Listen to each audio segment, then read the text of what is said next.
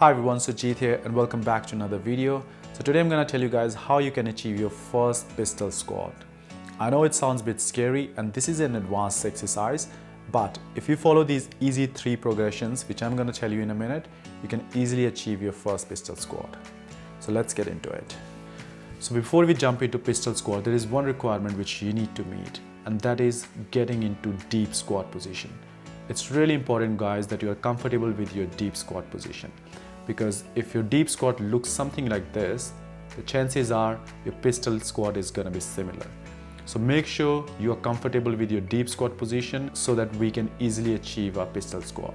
Now, hoping you have achieved your deep squat position, I have divided this pistol squat tutorial into 3 sections. The first one is getting into the squat position, second one is getting up from it, and the third portion is maintaining that balance.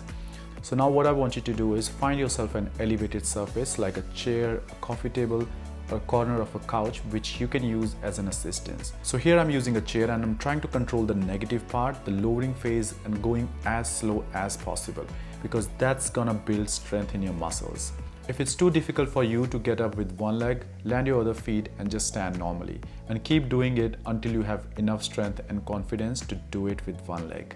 So once you're comfortable with this height, you want to eventually lower the height to a point where you don't need any assistance.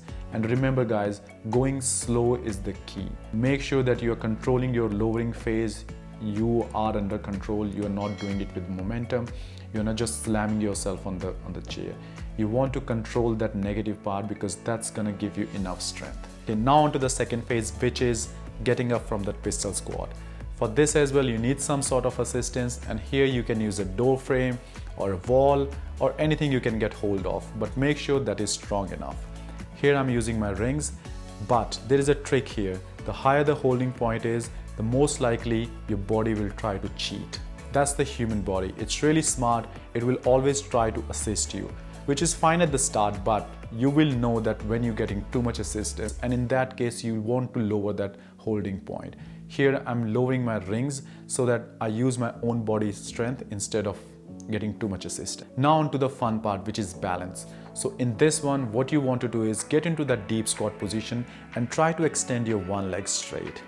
Now there's few factors which are gonna affect. If you're not flexible enough, if you have tight hamstrings, you will struggle. If you don't have enough strength in your hip flexors, you will struggle. If you want a perfect looking pistol squat, you need to work on your flexibility as well. But for example, if you've got enough strength for full range of motion of pistol squat and you're just struggling with that flexibility component, there is another hack. Do it on an elevated surface, and in that way you will have enough room to compensate that flexibility component.